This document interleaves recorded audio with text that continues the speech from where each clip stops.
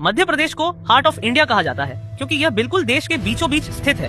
क्षेत्रफल की दृष्टि से यह भारत का दूसरा सबसे बड़ा राज्य है। इसके चारों ओर महाराष्ट्र, गुजरात, राजस्थान, उत्तर प्रदेश और छत्तीसगढ़ राज्य स्थित हैं। अगर शहरों की बात करें, भोपाल अपनी 1984 गैस लीकेज के लिए याद रखा जाता है।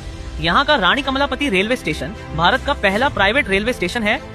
सिंगरौली कोयले का सबसे बड़ा भंडार देता है, जबकि पन्ना अपनी हीरे की खदानों के लिए मशहूर है।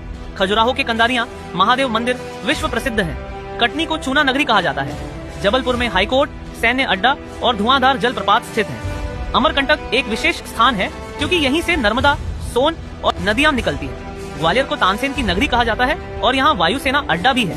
विदिशा का हेलियोडोरस स्तंभ और सांची स्तूप यूनेस्को वर्ल्ड हेरिटेज साइट है। भीमबेटका गुफाएं आदिमानव की प्राचीन चित्रकला के साक्ष्य प्रस्तुत करती है। होशंगाबाद में करेंसी पेपर बनता है और देवास में करेंसी छापे जाते हैं।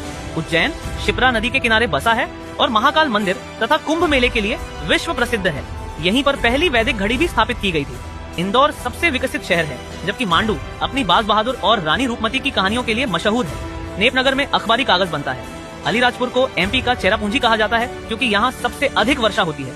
आसिरगढ़ का किला दक्षिण भारत का द्वार माना जाता है और मंदसौर अफीम उत्पादन में सबसे बड़ा जिला है। मानचित्र पर देखें तो मध्य प्रदेश में दो प्रमुख पर्वत श्रेणियां हैं, विंध्याचल और सतपुड़ा। विंध्याचल बीच में है, सतपुड़ा दक्षिण की ओर समानांतर चलती है और नदियों में सबसे महत्वपूर्ण नर्मदा नदी है जो अमरकंटक से निकलकर अरब सागर में मिलती है। ताप्ती नदी भी अरब सागर में जाती है। सोन नदी पूर्व की ओर बिहार तक बहती है। मध्य प्रदेश को टाइगर स्टेट कहा जाता है क्योंकि यहाँ सबसे अधिक बाघ पाए जाते हैं। ये अपने वन क्षेत्र और आदिवासी संस्कृति के लिए भी प्रसिद्ध है। मुख्य फसलें सोयाबीन, गेहूं और धान है। ये था मध्य प्रदेश। जय हिंद।